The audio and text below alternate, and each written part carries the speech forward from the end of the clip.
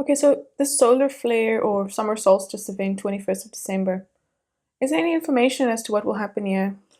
You have certain people talking about light kind of filling the earth, and then some other reports. Is there any information today about that? The solstices and equinoxes are always a good opportunity to lay down your intentions. During that time, reflecting on what has come and what you would like to do is more effective, more powerful, more amplified.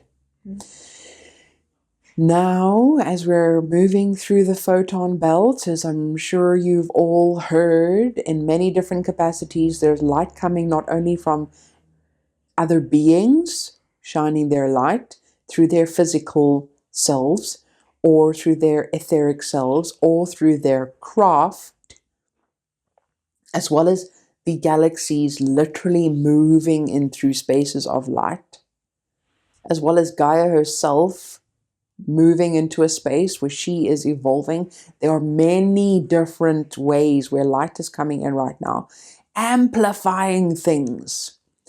However, even if there is 1,000 suns of energy shining on you, if you are not receptive, you will not experience it to its fullest capacity. Resistance obviously being something that, well, resists, but knowing where to allow the light to shine is also very helpful. And this is also why astrology can be helpful, because it emphasizes aspects that you can shine a light on to encourage growth in.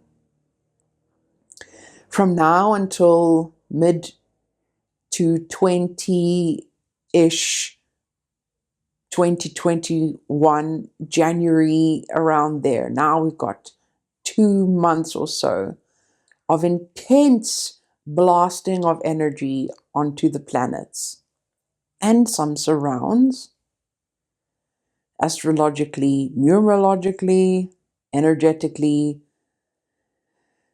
It's the 28,000 year cycle. It's a Pluto return. It's all the things all happening now in a bottleneck. So you can almost choose in the salad which one do you want to focus on. And if you're struggling to try and contain all of the energy, then you're up, then you're down, then you're confused, then you're clear, and all of that is happening. It may be of assistance to choose a focus and to emphasize that in your space. If you work better with numerology, do that. If you work better with the planets, do that. If you work better even with moon signs, do that.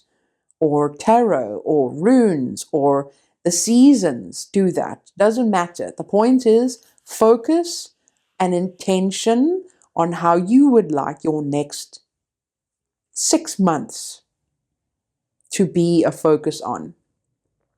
You could, like many others, put your focus onto the totality of the one human mind, the hive mind of humanity. You could do that. How is it going to assist? If I were to move myself quantumly into a space where I am affecting others. What I think affects others quantumly. Therefore, I would like my brain to be clear, unmuddied, always thinking altruistic thoughts. Good for you. You're a saint if you can do that. It is a good aspiration to have, but it isn't necessarily achievable by all those who are awakening. Therefore, it may just assist you to focus on something small that you struggle with. Maybe addiction or compassion. Maybe you have anger challenges that need to be sorted out. Pick one. Right now is going to be a squeezing, a grinding down on whatever your brain is busy with, or your heart, depends on where you live. So if you can focus with your intention, which one you would like to work on, it will be much easier to harness all of that energy coming through now, because it is coming from all angles. And what's the purpose of this energy coming in? It's just what happens when you travel. Earth is traveling. We're moving through a photon belt. 28,000 years. The planets are moving. It's just what's happening. You're going through that leg of the journey. It isn't a purpose. It's just kilometers. Okay. Okay, so why are we afraid of our power? It seems to be quite a positive thing, a good thing. But a lot of people are afraid to step into their power or their full power. Why is this?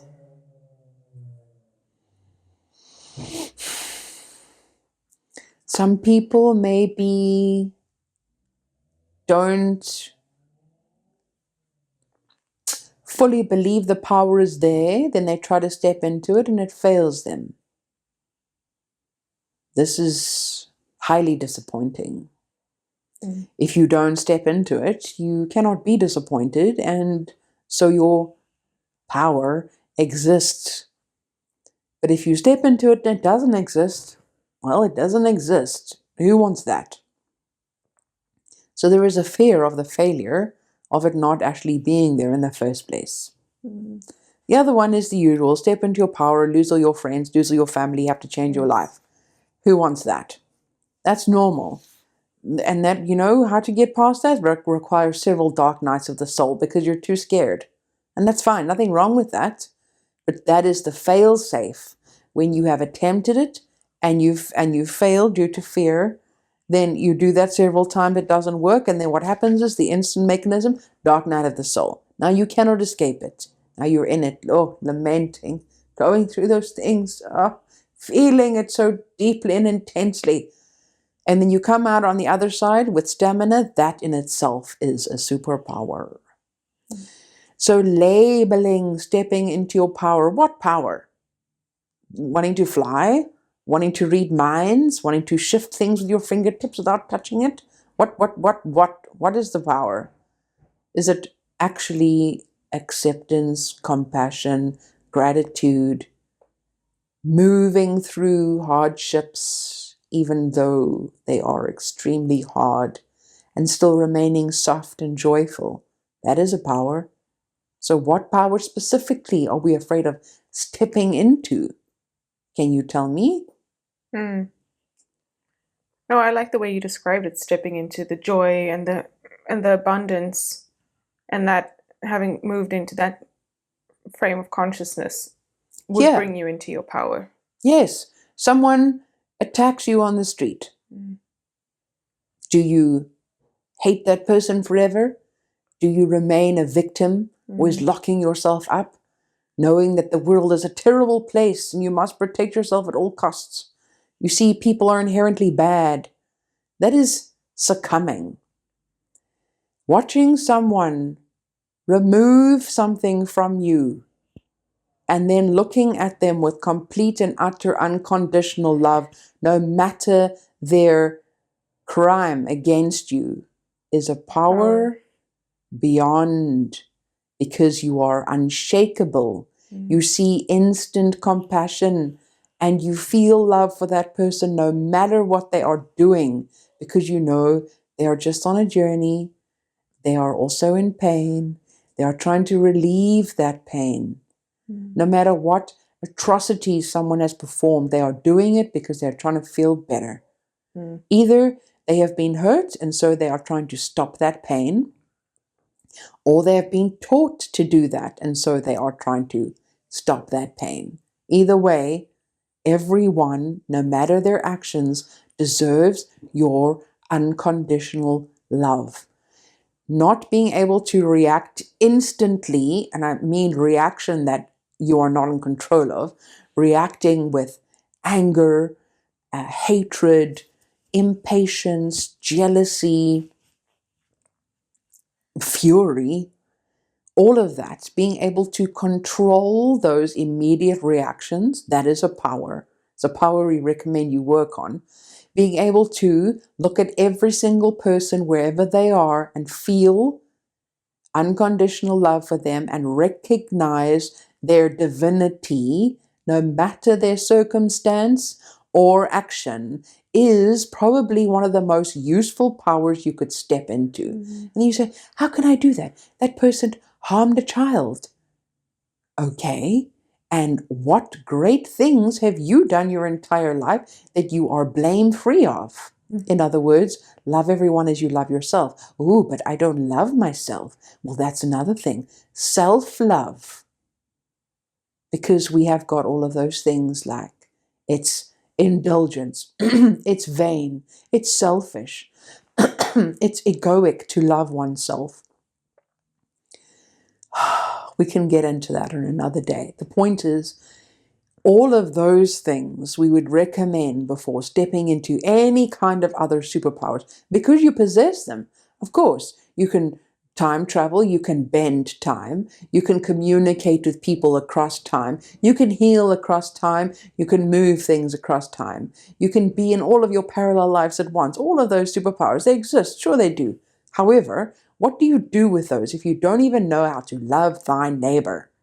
So maybe get busy with that first. Okay, thank you.